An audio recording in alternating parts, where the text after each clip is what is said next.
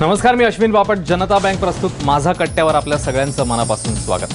आपल्या महाराष्ट्राला लोककलेची मोठी परंपरा लाभली आणि त्याच्यामधलं तमाशाचं उदाहरण अगदी ठळकपणे घेता येईल. कारण अनेक तमाशा कलावंतांनी ही लोककला पुढे नेण्यासाठी, ती जोपासण्यासाठी आपलं आयुष्य वेचलं. अनेक संकटांना, अडचणींना धीराने आणि जिद्दीने तोंड दिलं आणि ते पुढे गेलेत. आणि अशी खरं म्हणजे खूप मोठी परंपरा आपल्याकडे आहे आणि त्याच परंपरेतलं एक नाव अर्थातच मंगला बनसोडे. त्या आज आपल्या सोबत आहेत. विठाबाई नारायणगावकरांचा वारसा त्या पुढे नेतात आणि त्यांचे सुपुत्र नितीन बनसोडे हा त्यांचा वारसा आता पुढे नेतात. गणेशोत्सवाच्या निमित्ताने त्या इकडे आलेले आहेत. तब्बल 55 वर्ष म्हणजे 5 दशकाहून अधिक काळ या कलेची ते अविरत सेवा करतात. हा सगळा संघर्षमय प्रवास त्यांचा नेमका कसा झाला हे आज आपण जाणून घेणार आहोत. आपल्या दोघांचंही खूप खूप स्वागत आणि सुरुवात करूया राजीव सरांपासून. मंगलाताई, तुमचं स्वागत कट्ट्यावर. आणि मला फार आनंद वाटतो की आम्ही या निमित्तानं महाराष्ट्राची ही जी खूप मोठी परंपरा आहे लोककलेची, त्याला या निमित्तानं लोकांच्या समोर घेऊन जाण्याची संधी मिळते. आणि बरोबर नितीन आहे. तर मला असं वाटतं की कुठल्याही गप्पांना सुरुवात करण्याच्या आधी आपल्याला जर ती कला बघायला नाही मिळाली नितीनची, तर मग पुढे जाण्यात काय अर्थ नाही. त्यामुळे जरा आधी सुरुवातीला थोडं ते ऐकूया आणि मग पुढे जाऊया.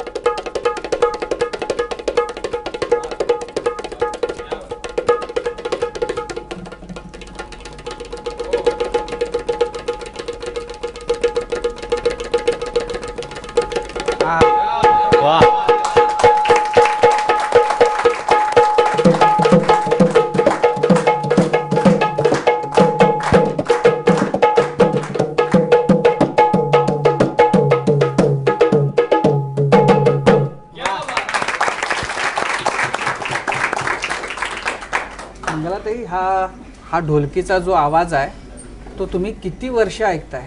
तुम्हाला म्हणजे कळायला लागल्यापासून तुम्ही ऐकत असाल? वयाच्या 7 वर्षापासूनच. मी वयाच्या 7 वर्षात होते त्यावेळेला माझी आई नाचायची स्टेजवर. पाठीमागून पडद्या पाठीमागून बघायची. परंतु माझ्या आईला काही बहिणींनी सोडून गेल्यामुळे माझ्या आईने 7 वर्षातून मला चाळ बांधला की म्हटली तुला नाचावं लागेल, मला कोण नाही, तुझी साथ मला पाहिजे. म्हणून मी 7 वर्षापासून आईच्या पाठीमागं स्टेजवर नाचायला सुरुवात केली. तर आज तागात म्हणजे 55 ते 56 वर्ष होऊन गेली. मी अजूनही स्टेजवर काम करते. आता माझं वय 65 आहे. पण वयाच्या 7 वर्षापासून मी इथं स्टेज गाजवलं, ह्या जनतेची सेवा केली. आणि आज देखील मला इतका आनंद वाटला की जी तमाशा कला ही लोककला आहे की पेशवे काळातनं ही लोककला आलेली आहे. पण आमच्यासारखे किती कलावंत आहेत त्या लोककलेने ही जिवंत कला ठेवण्याचा प्रयत्न केला. आणि आज आनंद झाला म्हणजे स्टार माझा चॅनलचा आनंद झाला की त्यांनी एक आम्हा कलावंताची किंमत केली आणि कलेचीच केली. आज मला आनंद वाटला की ह्या ठिकाणी त्यांनी मला बोलवलं आणि त्यांचे मी आभार मानते, त्यांना धन्यवाद देते. असं आहे की आम्हा सगळ्यांनाच विठाबाईंनी एक इतक्या उंचीच्या कलाकार होत्या, त्यांचाच वारसा तुम्ही चालवताय. आणखीनही काही मंडळी आहेत. आपल्याकडे भानगड अशी आहे ना की तमाशा म्हटल्यानंतर म्हणजे लोकांच्या त्याच्याबद्दल पांढरपेशा जो समाज आहे त्याला त्याच्याबद्दल धड काही माहिती नाही. त्याच्याबद्दल बऱ्याचदा नाकच मुरडलं जातं. ही कला काय आहे आणि ही कला पुढे नेणाऱ्या कलावंतांच्या अडचणी काय आहेत? मला असं वाटतं की त्या जाणून घेण्यासाठी खरं तर आम्ही म्हटलं की तुम्ही कट्ट्यावर यावं. आत्ताच तुम्ही सांगितलं की 7 वर्षांच्या असताना तुम्ही पहिल्यांदा पायात चाळ बांधले. चाळांचं वजन असतं किती? त्या टायमाला मी आपल्या अर्धा किलो वगैरे बांधत होते. 7 वर्षाच्या मुलीला अर्धा किलोचं म्हणजे 1 किलो अंगावर घेऊन नाचणं हे फार जिकिरीच असेल. पण तुमचं शिक्षण त्याच्या आधी सुरू झालं होतं नाचाचं? नाही, शिक्षण बघतच आपलं नाचायची. म्हणजे ह्याचं जे शिक्षण आहे म्हणजे नाचाचं शिक्षण ते आईचं बघायचं आणि स्टेजवर नाचायचं, आईचं बघायचं म्हणजे आईच गुरु आहे ना विठाबाई, ह्याच गुरु माझ्या. तुम्हाला विठाबाईंची काय म्हणजे जेव्हा आईचं नाव घेता तुम्ही तेव्हा काय आठवतं काय सगळ्यात प्रकर्षानं? माझ्या आईचं असं आठवतं की आता नितीन म्हटल्यानंतर ही 5वी पिढी आहे आमची. आम्हाला तिसरीच माहिती आहे. नाही 5वी पिढी म्हणजे माझे पंजोबा नारायण खुडे नारायणगावकर यांचा तमाशा होता, बरं. ते शिरूर कवट्याचे. बर त्यानंतर नारायणगावला गेले, त्यांना मुलगा म्हणजे भाऊबापू मांग नारायणगावकर, हा माझे आजोबा. बर ही दुसरी पिढी आहे. हां हां हां विठा भाऊ मांग नारायणगावकर ही तिसरी पिढी. मी 4थी, माझा मुलगा 5. म्हणजे हे 5 पिढ्या. आणि माझ्या आईचं म्हणजे तिचं धाडस जे होतं माझ्या आईबद्दल की तिने प्रत्यक्ष स्टेजवर कुणाला भिली नाही, काय नाही. आता तमाशाला कलेला का नावं ठेवता, स्वतः आई भांडायची स्टेजवर. आम्ही तुमच्या समोर मी लेडीज असून तुमच्या समोर मी नाचते, मग तुम्ही आम्हाला का नावं ठेवता? ही पण लोककला आहे, जिवंत कला आहे, ह्याला का तुम्ही नाव ठेवता? ते त्याचं कारण असं होतं की पूर्वी पारंपरिक मध्ये की गडी नाचायची. अच्छा, बाईचं लुगडं नेसून, बाईचं लुगडं नेसून ते गडी नाचायचे आणि गड्यांमध्ये गडे एकमेकाचे संवाद असलेले व्हायचे. तर बाहेरचे लोक ऐकणाऱ्यांना काय वाटलं की तमाशा हा अश्लील आहे, तमाशातल्या बाया अश्लील बोलतात, असं होतं. आज एक तो समज झाला होता. परंतु तो काळ थोडा बदलत बदलत आला आणि आता पुष्कळ गर्दी होती बायकांचा देखील कार्यक्रम पाहण्याची. स्वतः माझ्या कार्यक्रमात मी स्वतः लेडीज करता कार्यक्रम केले.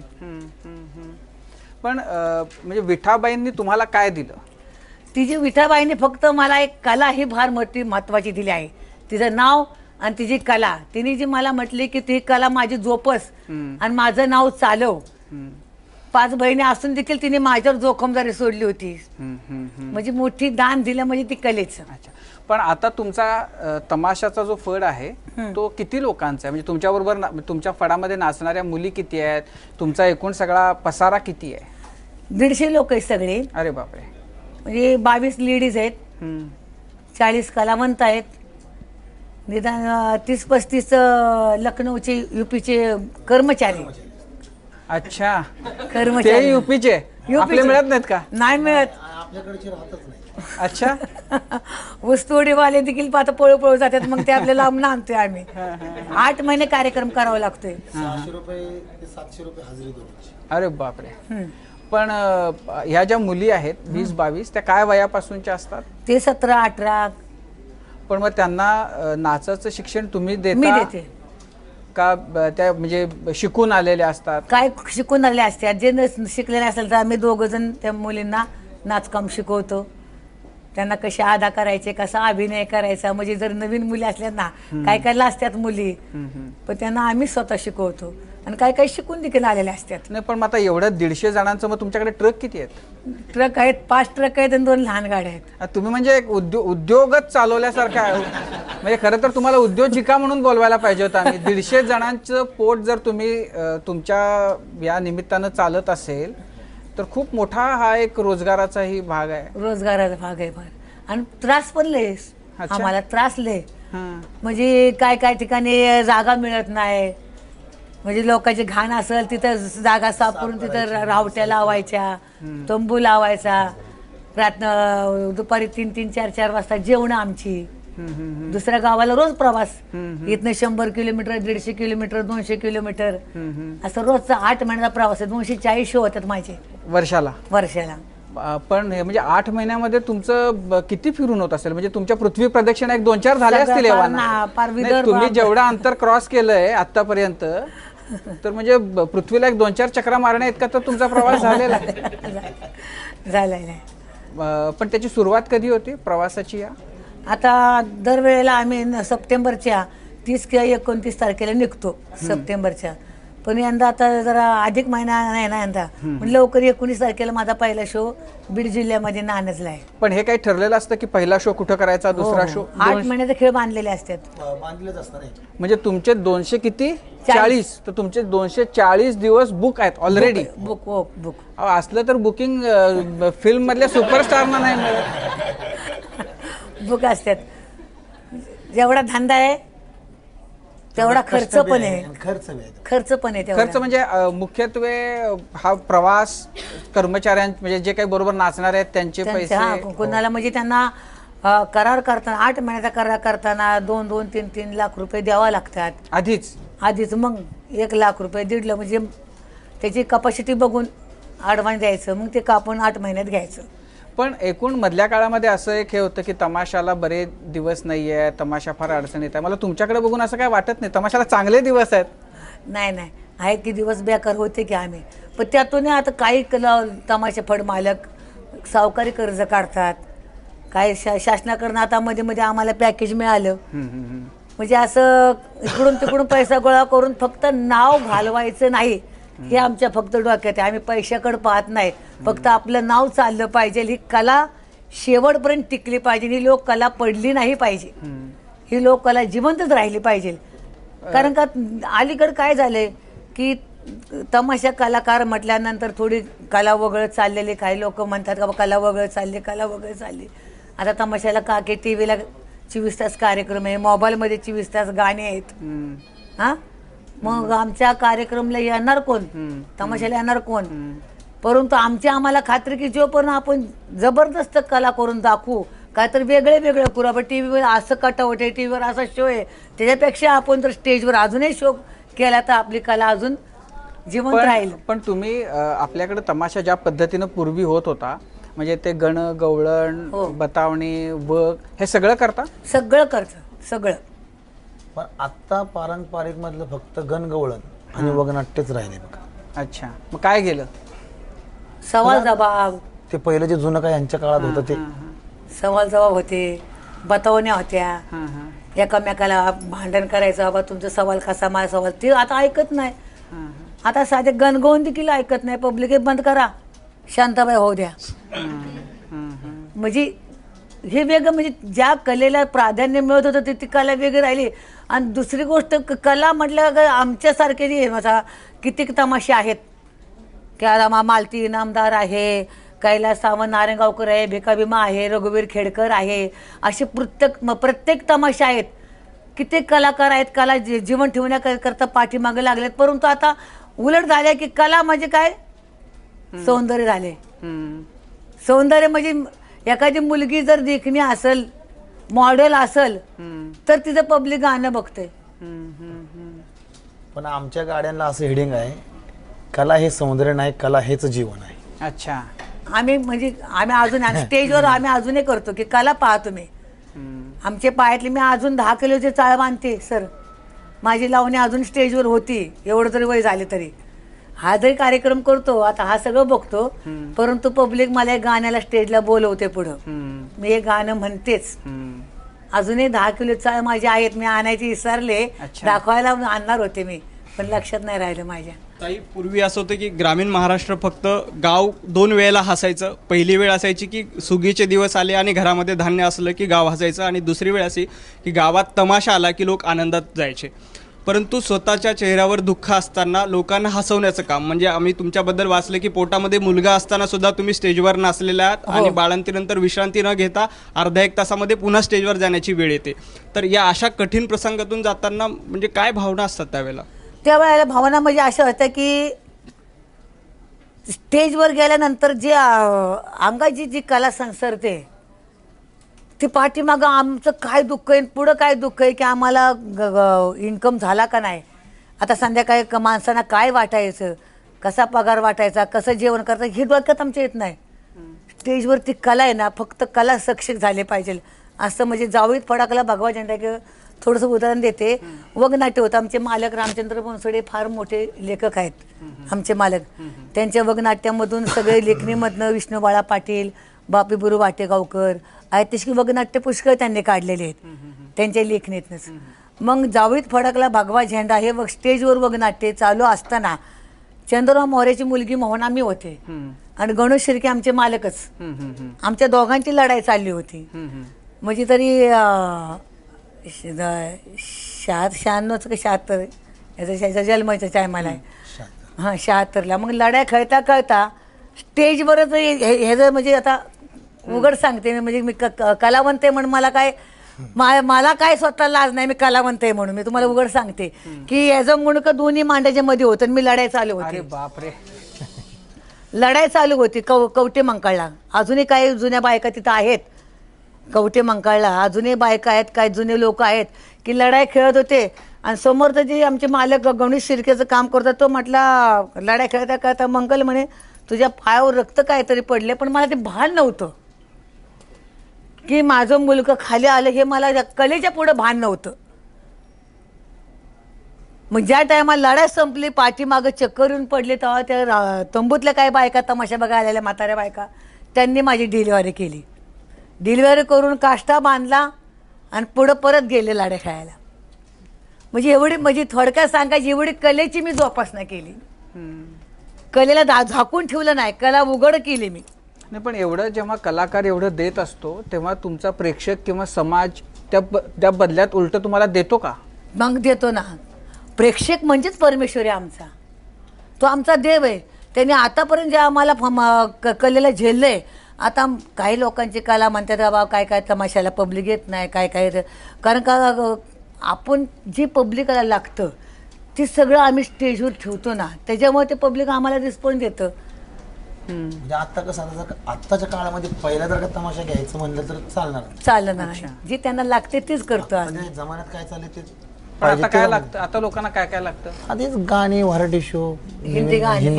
पण आपल्या जुन्या लावण्या वगैरे अशा जर तुम्ही म्हटल्या तर लोकांना आवडतात का त्या? होतं ना होतं. फक्त माझीच लावणी पब्लिक ऐकते ते पण. कुठली तुमची कुठली फेमस लावणी आहे? म्हणजे माझी आईचीच लावणी आहे.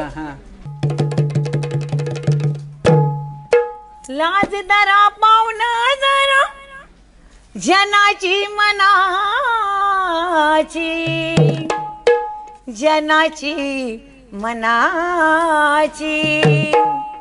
पोटासाठी नाचते मी परवा कुणाची, पोटासाठी नाचते मी परवा कुणाची, पोटासाठी नाचते मी परवा कुणाची. लाज धरा पावन जरा जनाची मनाची, लाज धरा पावन जरा जनाची मनाची, पोटासाठी नाचते मी परवा कुणाची, पोटासाठी नाचते मी परवा कुणाची, पोटासाठी नाचते मी परवा कुणाची. डावा डोळा मिटूनी खुनवू नका हो, खुनवू नका. डावा डोळा मिटूनी खुनवू नका हो, खुनवू नका. खिदी खिदी हसूनी हिनू नका हो, हिनू नका. आठवण जपली मी, आठवण जपली मी तरुणीपणाची, तरुणीपणाची. पोटासाठी नाचते मी परवा कुणाची, पोटासाठी नाचते मी परवा कुणाची, पोटासाठी नाचते मी परवा.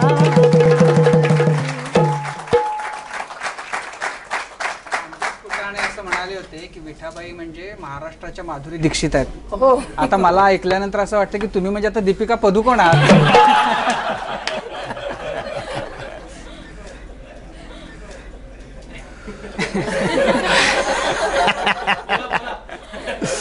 विषय कसा आहे की आता अलीकडे कसं आहे की कला म्हणजे थोडं मॉडल झालंय म्हणून वाटत नाही, पण स्टेजवर गेलं का नाही की अजूनही मला प्रेक्षक किंमत देतं, अजूनही माझ्या कलेला किंमत देतं.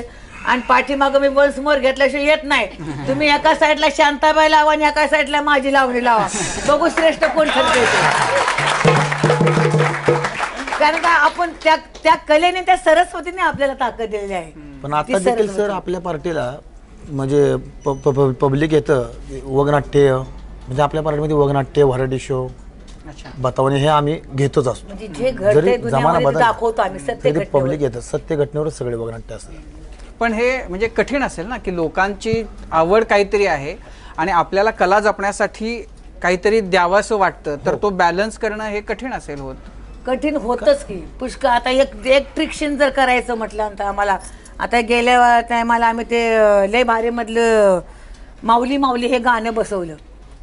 माऊली माऊली टायटल म्हणजे स्टार्टला म्हणजे रंगबाजीच्या अगोदर व्हरायटी शोच्या अगोदर आम्ही ते टायटल घेतो. म्हणजे दरवेळेला वेगवेगळं टायटल असतं, काय देशावरचं, काय म्हणजे जे निघतं काय ह्याच्यावरचं काय त्याला म्हणतात रे भगतसिंगचं वगैरे आम्ही टायटल स्टेजवर घेतो. मग सांगायचं तात्पर्य म्हणजे आमच्या वराडीचा सुरुवात आणि एंड हा बघण्याजोगा आम्ही रसिकांना देतो. म्हणजे सगळं आम्ही लाईव्ह करतो. आम्ही पाऊस दाखवला स्टेजवर, अच्छा, जीप गाडी घेतली स्टेजवर, बुलेट घेतलं स्टेजवर. अरे बापरे. आणि स्वतः माझा भाऊ अनिल मनसोडे त्यांनी म्हणजे कारगिलच्या टायमाला चालू होतं ना स्पॉटचं ते पोटात असं स्पोर्ट फोडणं ते म्हणजे सगळं लाईव्ह घेतल्यामुळे म्हणजे पब्लिकांना आम्ही जेवढं देतो त्यामुळे ते आम्हाला उचलून उचलून जाते जातं. आम्हाला.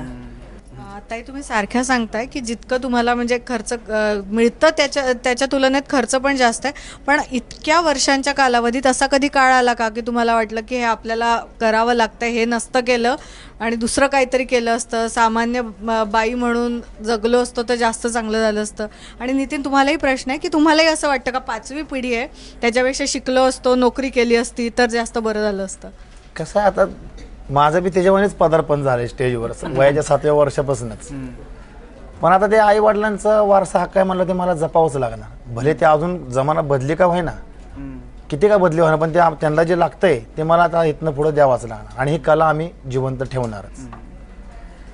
मला काय म्हणायचं की असं वाटायचं पहिलं मनाला कटाळा यायचा, काय काय ठिकाणी आम्हाला त्रास पण पुष्कळ झाला, काय काय गावातने पुष्कळ, कोणी शिट्ट्या मार, कोणी काय कर, कोणी ठिकाणाचे फाड, कोणी डोळा मार, कोणी काय कर. आम्ही स्टेजवर त्यांना उत्तर द्यायचं आमची तुम्ही कला पहा, आम्ही फक्त कलेचे मालक आहोत, तुम्हाला बाकीचं वातावरण करायला तुम्हाला सांगितलं नाही, आम्हाला मुलं बाळ आहेत, आम्ही संसार बघून स्टेजवर कला करून दाखवतो.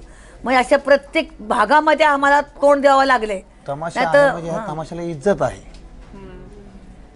तमाशाला इज्जत आहे, सगळी इज्जतीतल्या बायका स्टेजवर आम्ही नाचतो. ह्यात म्हणजे एवढ्या 20-20 मुलींना घेऊन जेव्हा तुम्ही जात असता तेव्हा गावांमध्ये गावगुंडांचा त्रास वगैरे अति त्रास होतो, प्रत्येक गावात त्रास होतो, प्रत्येक पक्ष म्हणजे त्रास होतो की यांनी यायचं संध्याकाळी दादागिरी करायची, आमची 10 माणसे त्या यांनी यायचं की आमचे 15 माणसं आहेत, म्हणजे ती स्टेजवरची गेटवरची दादागिरी वेगळीच फुकट यायची.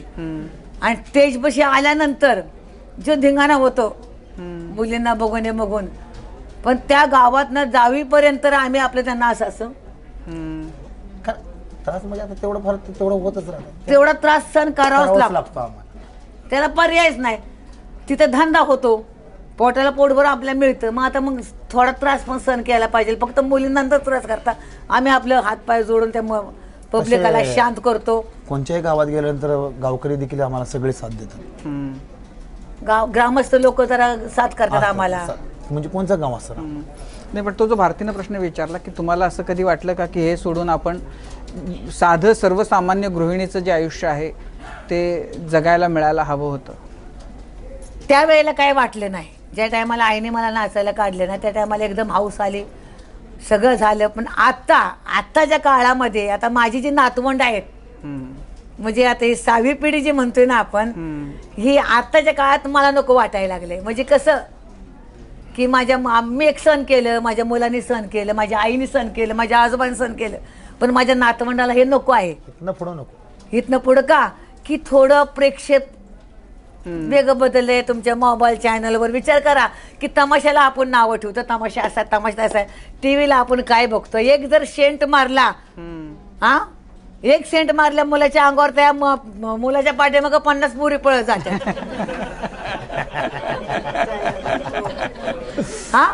हे चालतं? अरे हे जिवंत करायला का तुम्ही नावं ठेवता, ही लोक करायला का नावं ठेवता?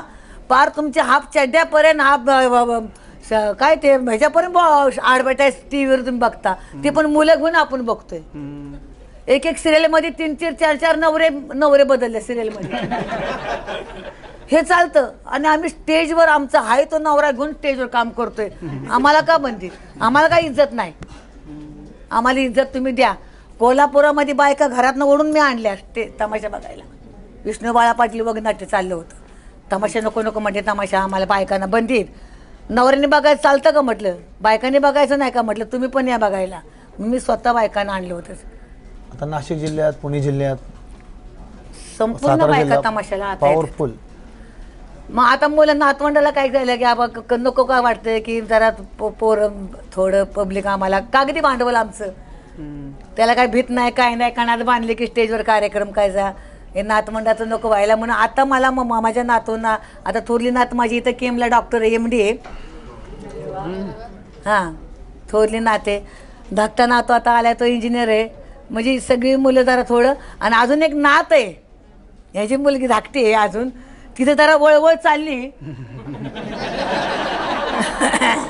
तिची वळवळ चालली जरा आमची रेसल चालताना आतमध्ये थोडी ती नाचते म्हणजे ते कलावंताचे अंग पण पहिल्यापासून लागतं कुणी कसं पण नाचावं स्टेजवर असं चालून जातं त्याचं अंग पण लागतं म्हणून आता जरा वाटतं की पहिलं वाटत नव्हतं की कलाच शेवट पण टिकली पाहिजे आईच्या कारकिर्दीत किंवा माझ्या कारकिर्दीत आम्ही कलेला कधीच नावं नाही ठेवलं आम्हाला कटाळा कधी आला नाही मग आम्हाला कधी असं वाटलं नाही घरात राहावं ना असं करावं तसं करावं पण नाही पण आता जरा पुढची पिढी नको वाटते माझ्या आम्ही काय केलं आमची आता इथनं पुढची पिढी आम्ही जरा चांगल्या मार्गाला लावली म्हणजे भाची माझी डॉक्टर MD भावाचा मुलगा PSIच्या कोर्सला आहे मुलगी माझी PSIच्या कोर्सला आहे मुलगा माझा इंजिनिअरच्या कोर्सला आहे आता नको आम्ही आहे दोघच पण त्याला म्हणते त्याची मुलगी जी आहे ना सायली नावाची त्याची मुलगी आहे काढ म्हटलं 6वी पिढी काढ म्हटलं तू बघू तर बघू चालली तर चालली म्हटले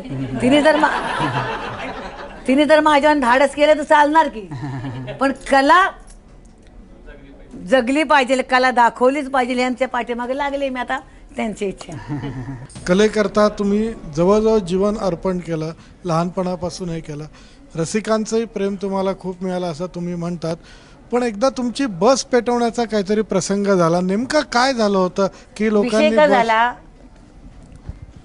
आता जसं राजकारणामध्ये थोडं काही विरोध लोक असतात व्यवसायकर काय कुणी असतं त्याचं म्हणजे आम्हाला कोणाचं पण बोलता येत नाही नाव घेत आता गोव्याला माझी पार्टी होती ती गोव्याच्या राज्यपालने 15 तमाशापैकी माझं नाव सिलेक्ट केलं तिकडं 14 जानेवारीला बघा माझ्या नावाची काय व्हॉट्सअपवर आलं होतं मंगला बनसोडे निधन झालं म्हणून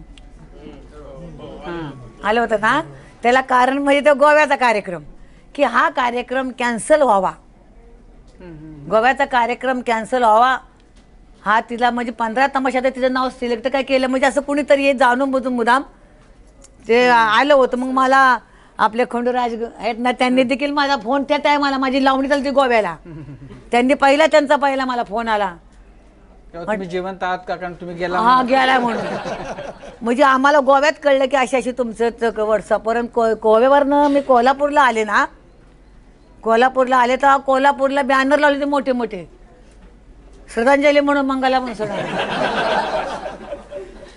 तसे माझ्या प्रसंग लय माझ्यावर आले अति प्रसंग आले माझा मुलगा वारला माझा कलावंत आणायला मुलगा गेला होता त्याला देखील मोटरसायकलवर उडवला थोडक्यात सांगते म्हणजे आता ते मला काय सांगते आता ॲक्सिडेंट झाला म्हणून आम्ही सांगितलं कोर्ट कचऱ्या करून कुठं फेऱ्या घालायच्या गाडी जळली ते देखील बघा गाडीतल्या गाडीत काय घडलं असेल म्हणून जळली हे गोव्याचं प्रकरण असं म्हणजे सगळं दडपलं म्हणजे याला कारणीभूत फक्त आमचं नाव ते परवा लातूरला तमाशा होता माझा आणि इतकं पाऊस चालू होता मग आपल्या गाड्या भरल्या कारण गाड्या गुंततील म्हणून गाड्या भरल्या आणि आम्ही निघालो बाहेर तिथं फार आमची नुकसान झाली ती एक लातूरला इथं असं शेजारी गाव आले तिथं धर्मशाळा बघितली त्या शाळेत बघितली नाही म्हणे उतरायचं नाही एवढ्या 5-5 गाड्या कुठे येते माणसं पाणी नाही म्हणे जाऊ मग प्रत्येक गावाला जात आम्ही 4-5 गावं बघितली रस्त्यात थांबत रात्रीची वेळ होती ना कुणी आम्हाला आधारच द्याय ना माणसं जास्त गाड्या जास्त कुठं थांबायचं शाळेत थांबू द्याय ना कुठं थांबू द्याय ना मग रस्त्यामध्ये म्हणजे लातूरवरून आम्ही जात होतो कुठल्या गावाला बरं खसगीला जात होतो उमरगा तालुक्यात हा तिथं मग नाही थांबवलं मग एक लाईट लागलेली आम्हाला दिसल्या जंगलात अशी एकदम तिथे लाईट लागली होती का नाही तिथं गाड्या थांबवल्या आणि तिथं पाणीचा हापसा वगैरे दिसला म्हटलं आता कलावंताला रात्रीची वेळ उपाशी कशी झोपवायचं माणसं पाऊस जरी आला तर त्यांना जेवण करावंच लागेल ना मग हापसा दिसला मग तिथं आपलं सामान सगळं उतरलं जेव्हा लाईट जरा मोठी लावली आमच्या गाडीतलं सामान काढून तेव्हा बघतो ते तिथे स्मशानभूमी अरे बाप मसन खाय सगळी मसन काय तिथं जिथं मैती जाळतात तिथं चुली पेटवल्या आणि तिथं जेवलं. वरनं बारीक पाऊस चालून आम्ही खाली जेवतोय मसन काय मध्ये. पण मग आता हे जसे कटू प्रसंग झाले तसे काही चांगलाही एखादा आयुष्यात लक्षात राहिलेला प्रसंग असेल ना की ज्याचा तुम्हाला खूप आनंद वाटला? खूप एक आता हे मुंबईचीच गोष्ट आहे.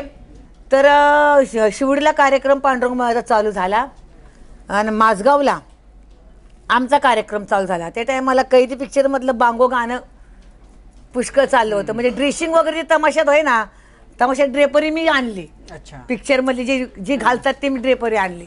पहिले नऊवारी साडीच नेसायचे. हिंदी गाणं असलं तरी आई मी नऊवारी साडीच नेसायची. एक टोपी घालायची, कोट घालायचं की आमचं झालं ड्रेस. परंतु जसं दुनिया बदली, पिक्चरमध्ये ड्रेस आले तशी मी ड्रेसिंगवरती बांगो गाणं मी माझगावला सुरू केलं होतं. पण पब्लिक काय ते गाणं बंद करा. अच्छा. मग इकडे वेळ झाली माझी.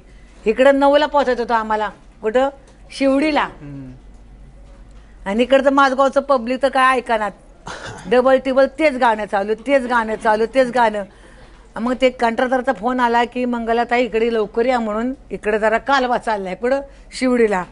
मग यांनी काय केलं, पब्लिकनी 22,000 पब्लिक होतं त्या शिवडी मैदानामध्ये. दगडफेक चालू केली तमाशाला, पांडुरंग बळ्यांच्या तमाशाला दगडफेक. म्हणजे का चालू केली की वाईट म्हणून नाही की आबा आम्हाला मंगला बोंसडे पण दाखवा, की तुमची कला चांगली नाही असं नाही, की तुमची कला चांगली पण मंगला बोंसडे कवा येणार, अजून कशी आहे ना. कारण का 2 तमाशे पाट्या लावले होते ना. म्हणजे पब्लिक आता तो गैरसमज झाला. मग दगडफेक चालले. मग इकडे ते कंत्राटदारचे फोन तिकडं. मग त्या कंत्राटदारने काय केलं, मला टॅक्सीत बसवलं. पायात चाळ तशीच माझ्या, पॅन्ट वगैरे तशी बांगोची सगळी कपडे तसेच. ते टॅक्सीत बसून गेटवरनं मला थांबवलं आणि गेटवर मोठ्याने आरोडी वरडायला लावलं त्या कंत्राटदारने पब्लिकाला की मी आली म्हणून. मग आता विचार करा 22,000 पब्लिकामध्ये मी किती मोठा आवाज केला असेल बिगर माईकचा. मंगला बोंसडे आले, म्हटलं तुम्ही थांबा, अजिबात ते पण कलावंत माझ्यासारखेच आहेत म्हटलं, तुम्ही अजिबात काय धिंगाणा करू नका. 22,000 पब्लिक असं खाली शांत अच्छा बसलं. आम्हाला उलट वाढ दिली स्टेजवर जायला. त्या पब्लिकाने स्टेजवर जायला वाढ दिली की पहिलं तुम्ही स्टेजवर या आणि गाणं म्हणा. मग ज्या टायमाला मी स्टेजवर गेले आणि बांगो म्हणून बांगो केलं की पब्लिक आपण ऐकूया बांगो. आता बांगो का असं गाणं ते बांगो लक्षात नसेल माझ्या. जसं जमल तसं. बांगो बांगो बांगो बांगो बांगो बांगो जो भी चाहे जो भी मांगो अरे रे हो तुम्हारे लिए बांगो बांगो बांगो बांगो बांगो बांगो. अरे त्याला किती वर्ष आले गाण्याला. किती वर्षांनंतर म्हटलं गाणं? शिवडी नंतर आताच म्हटलं की शिवडी आताच शिवडी नंतर आताच म्हटलं गाणे. मी पहिल्यापासून मी तमाशा पाहत आलो. पश्चिम महाराष्ट्रामध्ये शिरूर तालुक्यामध्ये राहतो मी. तर आमच्या अशी एकही यात्रा गेली नाही की ज्या यात्रेत तमाशा नव्हता आणि तमाशा पाहिला नाही असं. तर तेव्हापासून तर आत्तापर्यंत मला असं जाणवलं नाही की पब्लिक कमी झालं आहे असं. आता इंटरनेटचा जमाना आहे, सगळं काही ऑनलाईन मिळतं, गाणी वगैरे ऑनलाईन पाहिली जातात. पण आत्तापर्यंत मला तरी असं दिसलं नाही की गावात पब्लिक कमी झालं आहे. तुम्हाला असा महाराष्ट्रात अनुभव आला का की पहिल्यापेक्षा पब्लिक कमी झालं आहे किंवा वाढलं आहे? नक्की काय झालं? पब्लिक वाढलं आहे का कमी झालं आहे का तेवढंच आहे? नाही नाही नाही, कलेला अजूनही प्रतिसाद होते ना. ग्रामीण भागात ना आम्हाला पुष्कळ पब्लिक येतं, अजूनही येतं. आता शहर गावामध्ये काय होतं, टाइमच नाही ना. कार्यक्रम आमचा कार्यक्रम म्हणजे तमाशा म्हटल्यानंतर 8 तासाचा तमाशा, 8-9 तासाचा तमाशा. 1 तास गणगवण, 2 तास व्हरायटी शो, परत 3-3.5 तास वगनाट्य, 1 तास रंगबाजी. म्हणजे 8-9 तास तमाशा आहे. हे शहर वस्तीला 12च्या आत बंद करावं लागतं. आणि ग्रामीण भागामध्ये आम्ही पहाटे 4 वाजवतो. शिरूर म्हणजे नगर जिल्हा ना. तुम्ही एकत्र तुमचे तिथे डायलॉग वगैरे होतात ना बरेच म्हणजे स्टेजवर. हो. सवाल काय तुमचं काय म्हणता तुम्ही त्याला? सवाल जबाब नाही तुमच्या दोघांचे दोघांची होतात ना भांडणं होते त्या कम्याकाची मग स्टेजवर. कसे आम्हाला बघायचे ते हा. काय बाई, अहो काय आहे तुझ्या, काय पुरी नाचल्या? अरे काय पुरी नाचल्या? अरे लावणी कशी झाली पाहिजे, भज्यात मिरची घातल्या का भाळ भुळ भुळ भुळ भुळ भुळ भुळ, ह्याला काय लावणी म्हणायची? अरे तुला काय येतंय रे? आणि तुला काय येतंय? तुला काय येतंय? तुला काय येतं? तुला काय येतंय? तुला काय येतंय? अरे मी जसं नाचलं तर तू नाचला पाहिजे. लागली तुझी माझी, लागली लागली तुझी अरे माझी मी शरद. म्हणते मी श्रेष्ठ आहे. आणि मी म्हणतो मी श्रेष्ठ अरे आहे. अलीकडे तुझी 2-4 गाणी ही पोरं बघतील, हा? पण जुनी कला आहे ना, हे माणसं हे येत नाही. फेटेवाला हा. आहे का नाही फेटेवाला, बघताना का नाही? हा अगं तुझ्याकडनं एक फेटेवालाच आहे, हा पण माझ्याकडनं सगळी युवा जनता आहे. हो, काय आणि जनता मला आहे? शिकवण्याचा प्रयत्न करू नको. का बरं? तुम्हाला शिकवतेस? अहो, तुम्हाला शिकवतोस काय? तुम्हाला शिकवतोस? अरे तुम्हाला शिकवतोस काय? त्याला माझ्या पुढे जन्म घेऊन उलट झालं. नाही, ते साताऱ्यावरनं वाय झालं ते. काय येतं तुला? काय तुला काय येतं? तुला काय येतं? लागली आता मी नाचून दाखवलं असतं, हा. पण हाय काय तिथे काय? काहीच नाही. हा आता मी नाचायला लागले की तू ढोलकी वाजवणार, तू नाचायला लागलं काय वाजवशील? काय वाटतं? म्हणजे एक असं कॉमेडी. मंगलाताई, आतापर्यंत तुम्ही बायकांच्या तमाशाबद्दल म्हणत होतात, पण आता नव्याने बिन बायकांचा तमाशा सुद्धा म्हणजे त्याचेही सुद्धा प्रयोग होतात, तर त्याच्याबद्दल तुम्हाला काय वाटतं? हा ना, मग बिन बायकाचं म्हणजे गडीजी जी आहेत का नाही, ते ती नऊवारी साडी नेसतात, बायकी सगळं नडतात आणि ते स्टेजवर काम करतात. पण ते बरोबर आहे, पण पब्लिकाला ते रुची पडत नाही ना. ते प्रेक्षकाला ते तमाशातली किंवा कुठली जरी तुमच्या सिरियल मधली म्हणा, जास्त बाईला जी वांटेट आहे ते आम्हाला वांटेट नाही, बाईलाच वांटेट आहे. आलं का नाही? आता ह्याने आता समजा स्टेजवर इकडे गाणं समजा यांनी जरी म्हटलं बा झिंग झिंग झिंगाट म्हटलं काहीतरी, तर तू 2-4 मात्र त्या साईडला असेल ना, त्यांच्या समोर जरी मी एखादी लावणी म्हटली ना, ते माझ्याकडे बघूनच नाचतील. पोरं याच्याकडे बघून नाचतात, ते माझ्याकडे बघून नाचतात. पिक्चरच्या बाबतीत कसं?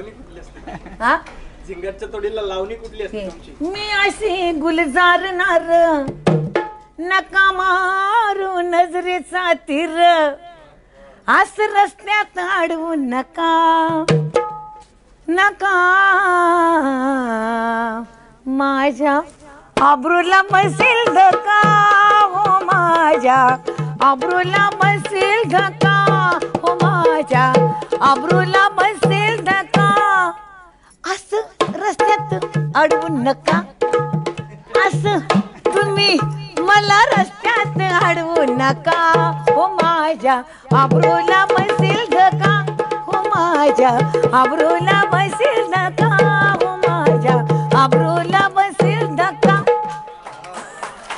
लगेच मग इकडे माझं सुरू होतंय, याड लागलं असं. म्हणजे आमचं स्टेजवर देखील सवाल जवाब कॉम्पिटिशन असतं, दोघं माहिले कसा. आता जे सादरीकरण करताय लावणी, त्यावेळी जे प्रेक्षक असतात, हजारो प्रेक्षक असतात, पण प्रत्येकाला वाटतं की ह्या माझ्याकडे बघतात सादरी करताना. हे तुम्ही कला कशी काय तुम्ही म्हणजे आता समोर पब्लिक बसतं ना, ते पब्लिककडे बघूनच नाचावं लागतं. नाही, पण आमची जी प्रत्येकाला वाटतं की आधा जी आहे ना, तुम्ही आमची आधा आहे का नाही, त्या आधा त्यांच्याकडे बघूनच केलं तर त्यांना पसंत पडणार ना. त्यांच्याकडे बघायचं असं, तोंडाकडे असं त्यांच्याकडे बघून डोळा घालून करायचं, पाहुणं करू नका तुम्ही असा घोटाळा, पाहुणं करू नका तुम्ही असा घोटाळा, मारू नका अहो मारू नका तुम्ही डामा डोळा. पब्लिक उठलं पब्लिक असं ठो चौघा नाही वाटलं की तुम्ही त्यांना म्हटलात. म्हणजे पब्लिकाकडे बघून आम्हाला ते करावं लागते आधा. म्हणजे खरी कला, जिवंत कला म्हणायची. भ्यायचं नाही स्टेजवर गेल्यानंतर, काय का व्हायना, कोणी एखादा आडवा तिडवा समजा आम्हाला जर वेडा वाकडा केलाच तर आम्हाला त्याला उत्तर द्यावं लागतं.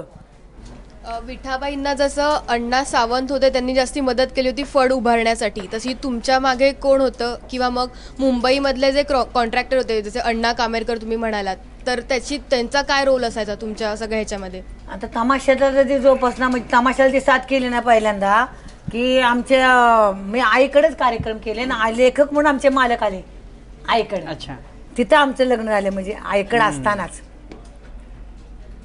फिल्मी स्टोरी एकदम फिल्मी स्टोरी. हा, म्हणजे बघ नाट्य लिहिताच आम्ही ते एकमेकाचं हे झालं.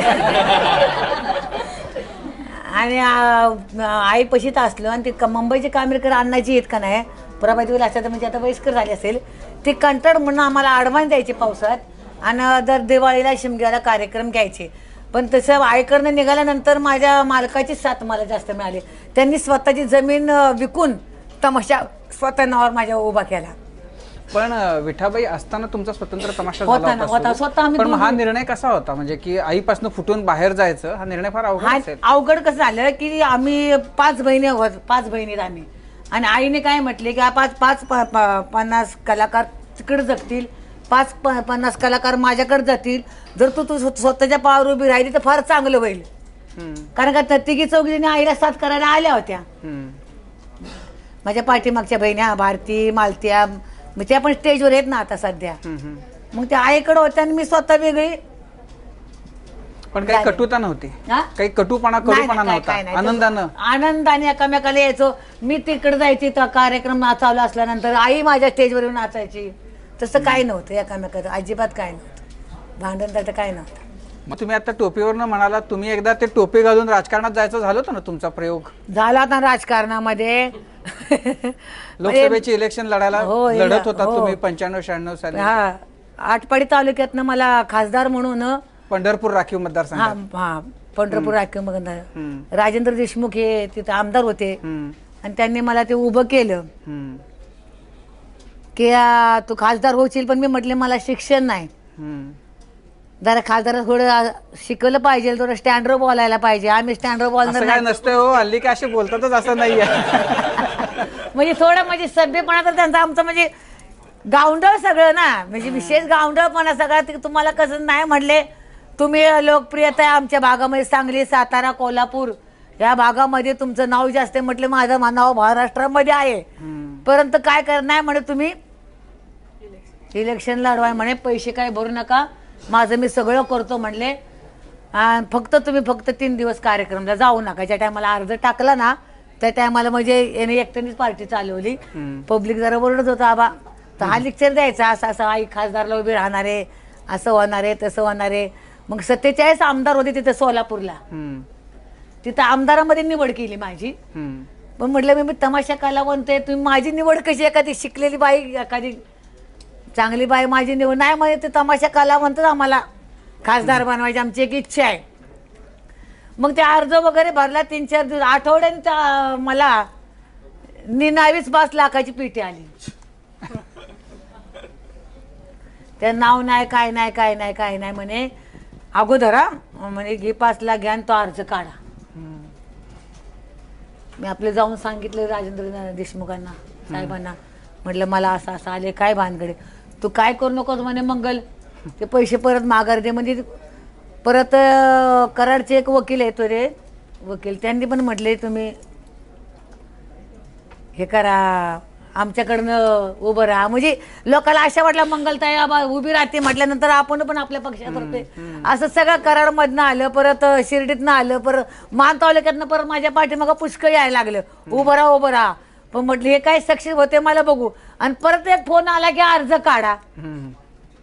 म्हणजे काय ते वेगळं असेल त्यांचं राजकारण, मला काय त्यातलं माहित नाही म्हणे, पण अर्ज काढा, तुमची काय नुकसान वगैरे झाले असेल ते आम्ही तुम्हाला देऊ म्हणले. मग तुम्ही अर्ज काढून घेतला. मग मी स्वतःहून ते राजकारणामध्ये पडायला मागत नव्हते. आपण किती केलं तर कलावंत, मी माणसांना हसवणार, माणसांना रडवणार, माणसाला दुःख पण देणार. पण म्हटले खासदाराचं तर मग एकतर्फी चांगलं वाटत होतं. जर मी आतमध्ये पडले तर माझ्या तमाशा कलावंताचं, त्यांच्या मुलाबाळाचं चांगलं होईल. काही मुलं शिकल्या नाही, तर माझी स्वतःची मुलं शिकली नाहीत तमाशामुळं. पण माझं दुःख वाटतंय का की ती निवडणूक लढवायला पाहिजे होती असं तुम्हाला वाटतं? आता वाटतं की त्यावेळेला वाटत नव्हतं. त्यावेळेला थोडी भीती पण वाटायची की आपण इथं बाई 4 लोकांपाशी भाषण करू का, बोलू का, पुढाऱ्याचं भाषण आपल्याला जमल का, आपण नाटकी माणसं स्टेजवर नाटकं करणार, पण इथं करता येणार नाही. पण नाटकच करतात लोक. पण हे जे टीव्हीवर वगैरे जे नाचाचे किंवा लावण्यांचे कार्यक्रम होतात, हल्ली आपल्याकडं लावण्यांचे खूप वेगवेगळे कार्यक्रम होतात. खूप म्हणजे त्यांचा तमाशा मंडळांशी काही संबंध आहे असं नाहीये. त्यांच्याबद्दल तुमचं काय मत आहे? आता अलीकडच्या जेज बसवतात, जेज बसवतात, पण ती माझ्या समोर ती पोरगी आता नाचायला निघाली, ती जेज आहे म्हटल्यानंतर मला थोडं वाईट वाटणार. की ती माझ्यासमोर माहिती का तिने म्हणजे हिला काय येते. मग एखाद्या बाबा तिच्यासारख्यापेक्षा तर मला तुम्ही उभं केलं मी सांगाल ही बाई तालात नसती का अडताल नसती.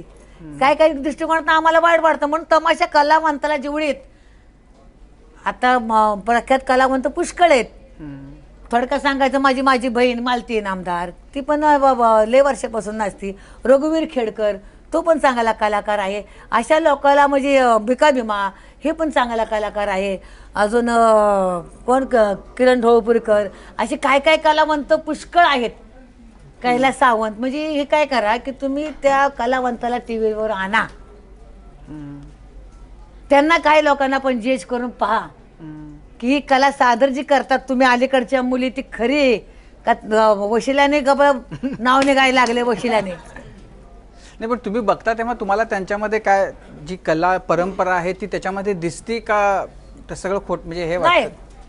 परंपरा कशी असते तुम्हाला मी सांगते थोडक्यात उदाहरण.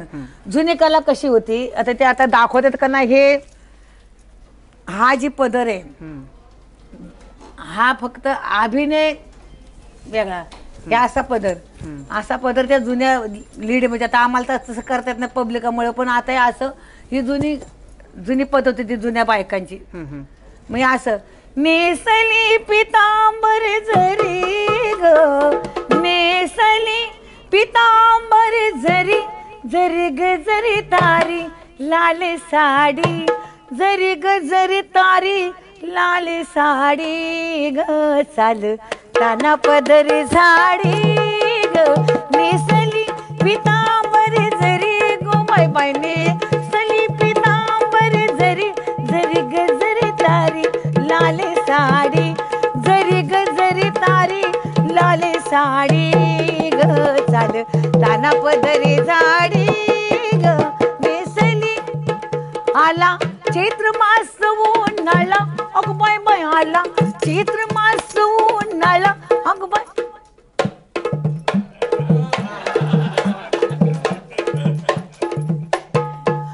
आला चैत्र मास उन्हाळा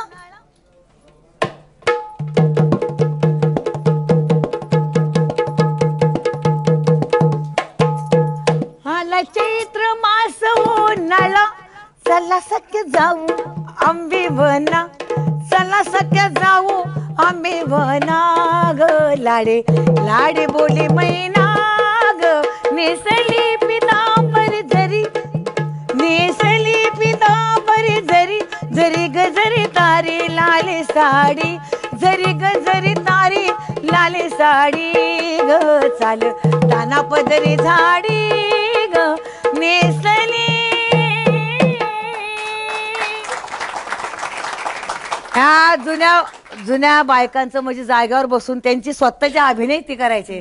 आता असं काय आता कसं या रावजी बसा भाऊजी कशी मी रागू तुमची मरजी रावजी असं रावजी असं आहे. म्हणजे ह्यात थोडा फरक आहे जुन्यामध्ये आता अलीकडच्या मुली त्यांचं वेगळं म्हणजे त्यांना शिकवणारा पण माणूस वेगळा असेल अलग लक्षात कोरिओग्राफी वेगळा असेल त्याच्यामुळे त्या मुलींना तेच करता येतं.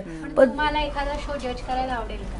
करणार ना मी मी स्टेजवर देखील त्यांना नाचून दाखवणार त्या मुलींना अलीकडच्या मुलांना जी जिवंत कला आहे जी लावणीची कला जी म्हणतात त्याला ना मी अजून दाखवेल. तुमचे इतके सारे चाहते आहेत तुम्हाला कोणाची कला आवडते तुमचे आवडते कलाकार कोण आहेत? माझ्या आता सगळे आवडते म्हणजे पिक्चर मधले का या क्षेत्रातले तुमच्या आमच्या क्षेत्रातले माझे आवडते कलाकार सगळे माझे ज्युनियर कलाकार लहान सगळे म्हणजे मी त्याचं गाणं मुलंच मानते पण त्यांची कला श्रेष्ठ अजूनही मानते. माझा आवडता कलाकार रघुवीर खेडकर आहे. माझा भाऊ कैलास आहे. माझी बहीण मालती नामदार आहे. माझा मुलगा आवडताच आहे. आज ते माझं म्हणजे हा अलीकडच्या आमच्या तमाशा पेशेमध्ये 4-5 कलाकार आहेत. आणि पिक्चर मधलं कोण आवडतंय? पिक्चर मधलं बघा स्मिता पाटील मला आवडते. स्मिता पाटील आवडते. आणि हिरो नाना पाटेकर. पण ह्या हल्ली नाचणाऱ्या म्हणजे हल्ली नाच खूप वेगळ्या प्रकारचा आलाय. तुम्ही या सगळ्या नव्या नट्यांचे नाच बघता, तुम्हाला कोणाचा नाच आवडतो? सिनेमाचे नाच तुम्ही बघता का? बघते ना, पिक्चर मधले नाच बघते ना. आता सगळ्यापेक्षा जरा माधुरी दीक्षित जरा तालातच जरा आहे. माधुरी दीक्षित तालात नाचते, म्हणजे जे तिचे आम्ही पायापासून तर पार चेहऱ्यापर्यंत पाहतो तिचे आधा वगैरे. आता फरकच आहे ना, काय ते कोण ते आता जॅकलिन काय आहे ना, हा जॅकलिन काय, तिच्यामध्ये माधुरीमध्ये फरकच आहे ना. तिचं बघा तुम्ही, तिचा शो बघा आणि माधुरीचा शो बघा. म्हणजे पण आता तुम्ही जेव्हा करून दाखवलत नाही म्हणजे गाणं ते, तुम्ही इतकं छान तुमचा चेहरा हलत होता, इतकी उत्तम अभिनय तुम्ही करत होता, तुम्हाला मी वाटलं उभी राहून नाचत नाही, नाचाय पाहिजे होती, मग माझ्या पायात चाळ नाही. मी आज नववारी साडी आणली होती सर, नववारी साडी नेसून नाचणार होती. पण तुम्हाला सिनेमात काम करावं, ऍक्टिंग करावी, तिकडच्या त्या क्षेत्रामध्ये डोकावावं असं नाही वाटलं?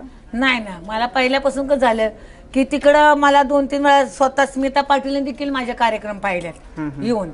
मग त्या सर्व साक्षीमध्ये म्हणजे माझ्या आईचं काम होतं. अच्छा. सर्व साक्षी त्या स्मिता पाटील देखील होत्या आणि त्या पुण्यामध्ये होलका चौक होता पुण्यामध्ये, तिथे ते राहत होत्या. पण त्या स्वतः आल्या होत्या की मंगल म्हणे तू जरी काळी सावळी असलीस तर नाका डोळ्याने चांगली उच्चीपुरी आहेस म्हटली, तू ते पिक्चर मध्ये तुला मी चान्स देऊ का? पण ते पिक्चर मध्ये जर वेगळं. आईची काय भूमिका होती त्यावेळेला? आई एक लावणी आईने म्हटलेली आहे त्यात. पण आईची भूमिका काय होती जेव्हा स्मिता पाटीलने सांगितलं सिनेमात काम देऊ का, तर आईचं काय म्हणणं होतं त्याच्याबद्दल?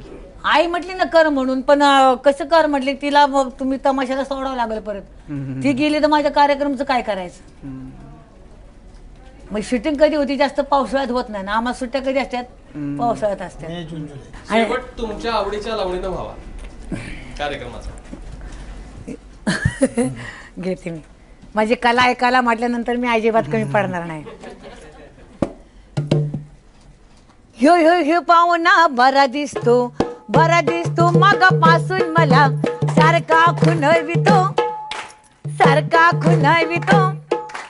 ह्यो ह्यो ह्यो पाहुणा बरा दिसतो, तो पाहुणा बरा दिसतो मगापासून मला सारखा खुणवितो.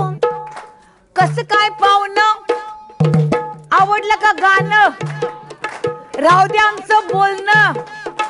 कसं काय पाहुणं, आवडलं का गाणं, राहू दे आमचं बोलणं. तुम्ही राग नका मानो, तुम्ही काय नका म्हणू, तुम्ही राग नका मानो, तुम्ही काय नका म्हणू. मी गाणं बंद करते, इथं मी गाणं बंद करते. ला ला ला ला ला ला ला.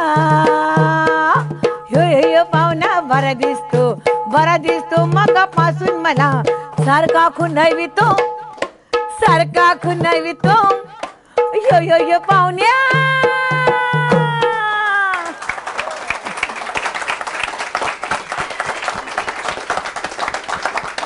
आज तुम्ही इकडे आलात आणि इतक्या दिलखुलासपणे मनमोकळेपणे आमच्या सगळ्यांशी बोललात आणि तुमच्या खरं म्हणजे सगळ्या संघर्षमय प्रवासातल्या अनेक गोष्टी देखील सांगितल्यात आणि पुढच्या सगळ्या वाटचालीसाठी आम्ही तुम्हाला शुभेच्छा देतो. गणपती बाप्पांचा उत्सव सुरू आहे, त्यांचा देखील आशीर्वाद तुमच्याबरोबर सदा राहो अशी देखील प्रार्थना करतो. पुन्हा एकदा खूप खूप आभार. माझा कट्ट्यावर आता आपण इकडेच थांबतोय. ताज्या घडामोडींसाठी पाहतोय ABP माझा.